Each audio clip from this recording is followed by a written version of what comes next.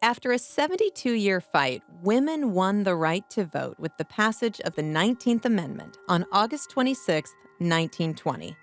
When the amendment was signed into law, 20 million women across the country automatically became eligible to vote.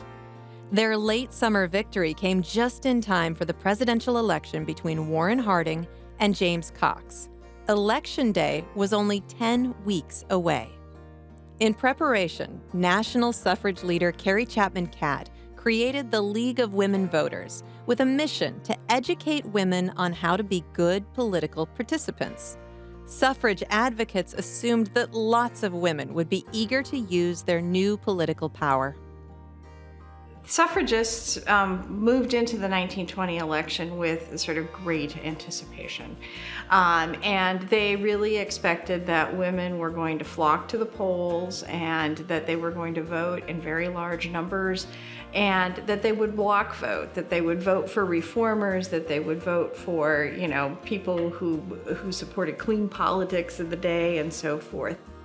But when the results were tallied on Election Day, it was estimated that only 1/3 of the eligible female electorate voted.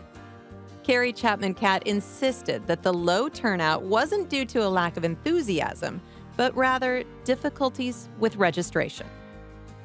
In Mississippi, by the time the suffrage amendment was added to the Constitution in August of 1920, the voter registration deadline in the state of Mississippi had already passed. And the head of elections in the state refused to reopen registration. So there were no women who were enfranchised in Mississippi in the 1920 presidential election at all.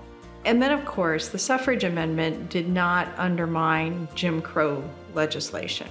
So it removed sex as a basis for denying the right to vote, but of course it did not get to poll taxes and the grandfather clause and, of course, downright illegal intimidation and terrorist tactics that were used to intimidate people and keep them from voting in the areas of the Deep South.